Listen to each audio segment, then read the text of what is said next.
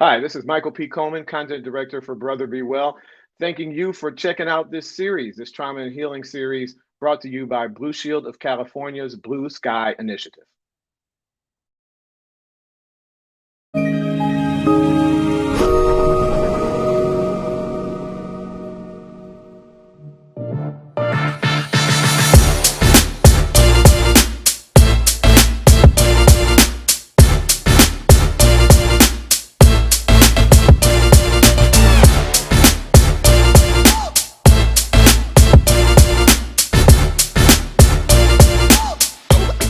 Hi, I'm Michael P. Coleman, Content Director and Lead Writer for Brother Be Well. Today we're sitting down with Justin Martinez. He's a youth advocate for Brother Be Well. He's also a content contributor, and he's got an inspirational story of trauma, resilience, and recovery. Justin, how's it going? Really good, Michael. Thanks for that incredible intro. Well, thanks for being incredible. You earn that intro every day, Justin. Appreciate it. You've got a journey, man. You've got a journey. So I want to get right back into it. We've talked a little bit already about your early experiences and the adverse childhood experiences that you suffered. And you had to have developed a pretty good support system and way to cope. Your sources of trauma were witnessing, if I've got this right, correct me, domestic violence, being placed in foster care, and really surviving while your parents were incarcerated. You've talked about domestic violence, but talk about those other two situations and talk about the impact they had on you. I'm also curious about where you were placed in foster care. So if you could share some of that with the Brother Be Well audience. Here we go. Okay, yeah, absolutely. I was 15 years old when me and my three siblings were placed in foster care. To make it a long story short, we were removed from our home. Domestic violence had caught up with us. The neighbors called the cops on my dad. My father went to jail. My mother and my siblings, we went to a domestic violence safe house. And my father was released a day later. My mother wanted to go back home, and the social worker deemed my mother unfit to keep us out of a toxic stress environment. So they placed us in foster care.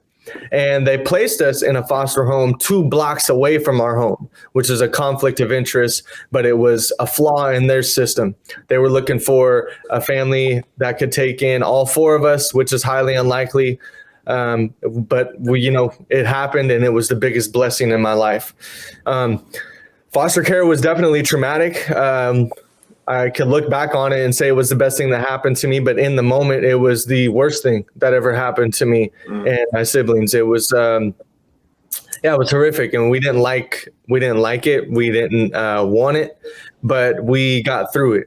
So, all in all, we came back home, and we went with my mother. We came back home to my mother, and about 3 years later, I was 19 at the time. Both of my parents went to jail.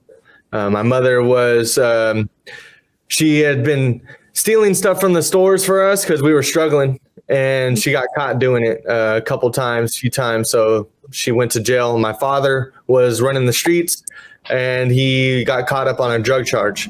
So we were all at home alone, all 4 of us. The lights went out, the hot water went out. We got robbed. Me and my younger brother were at home when we got robbed during that time. And we all ended up splitting up and going to our friend's house, our coach's house, or anyone that we could stay with other than being at the home. And that was for about 120 days we did that. Definitely a toxic environment, but something we had to overcome again. So try to wrap it up for you. You could take your time. You could write a book on traumatic experiences. I mean, any one of those could be a setback for somebody. So that you had so many to deal with, and you managed to push your way through that is pretty amazing. Amazing, Justin. Thank you. You developed, in fact, quite a lot. You talked about a little bit how prevalent ACEs are in society, and that there are healthy ways to cope. And you developed your own series of very healthy ways. As you know, I was quite curious about one of them, so I haven't been able to wait to talk to you about this. Talk about cold plunges as a method for you to deal with stress and anxiety. Cold water plunges have been my favorite coping mechanism, and I just adopted this about 2 years ago when I moved to San Francisco by the ocean. And the way I like to see it is, adversity it presents its own challenge, and it's very uncomfortable. So when you want to change something, or you want to break the cycle within your family history, you got to do something different or something that hasn't been done before. So when you jump into the cold water, it's like going into a change, or it's like going into a challenge, and you jump in and it's like super cold and your body doesn't like it, and you're losing your breath, and you just don't want to be in there, and you're just like, oh my God, please just get me out of here. And then after a minute of acclimating to the temperature, or going into a challenge or a change, you start to adapt to your environment, and you're no longer cold, and it's no longer uncomfortable, and it's actually making you a lot better. And the physiological effects that go along with that is, I feel like I've reset my body. I've reset my body temperature. I feel this endorphin rush. I feel no more stress. I did it a lot during finals week when I was finishing up my degree at SF State. I was severely stressed out, and it didn't matter if it was sunny outside, dark outside. I needed the cold water. And since I have the ocean here, I jump in there and I immediately felt my stress leave my body. So I would advise it to anyone. I'm a huge advocate of cold showers, cold water plunges, for healthy coping strategies. You do know, Justin, that cold water and just being cold and the African American community, we don't always dovetail with that, right? So that's why I keep looking at you like, what is he talking about, dude?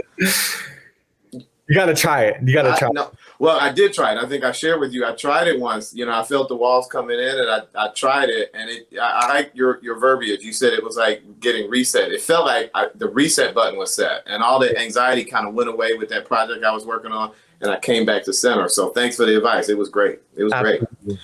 Talk about exercise. That's another way in which you've kind of incorporated that into your life as a coping mechanism. Talk about that a little bit. Absolutely. Yeah. So I played a lot of sports growing up. My dad had us in football, baseball, boxing, dirt bike riding. We were really active. And I think that is huge for me. It followed me into my adulthood. So exercise has become a huge part of my life.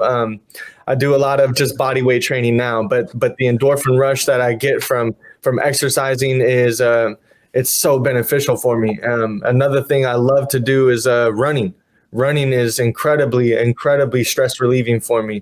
I actually ran a half marathon last year on my 29th birthday. It was the first time I had ever done it. And I can't tell you, I would provide it for like medication for somebody if they were feeling stressed out, to just take a run, take a jog, and get their heart rate up. Because the endorphin rush is like no other. It really takes all your stress away, and you feel calmer after that endorphin rush. Wow. Talk about positive healing therapies like talk therapy or cognitive behavioral therapy. Are you a proponent of those? I'm a huge advocate for it. I got my degree in psychology from San Francisco State in May. And congratulations. Therapy, thank you so much. Thank you. Talk therapy has saved me. It really has.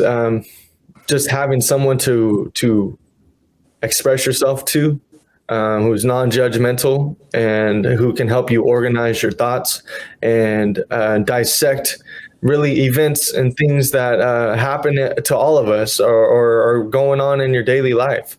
You need someone to help you take down the blinders, because I can't see my own blinders.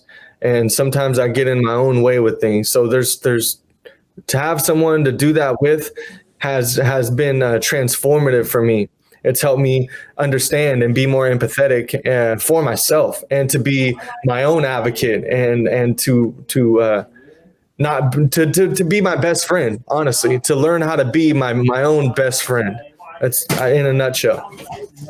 You've walked us right up to the beginning of the different ways in which you coped with the early experiences. Next time around, you're going to stick with us. I understand. And next time around, we're going to talk about specifics of your path to recovery, if that's okay with you. Absolutely. Looking forward to it, Mike. Me too, man. Justin Martinez, thank you for being here. My name is Michael P. Coleman, again, content director with Brother Be Well. If you're curious about what Brother Be Well is up to, go to the site, mentalhealthca.org. You can sign up for, you can subscribe to the magazine there and find out all about Brother Be Well. So until next time, Michael P. Coleman asking you to take good care of yourself and somebody else. Bye-bye. Bye-bye.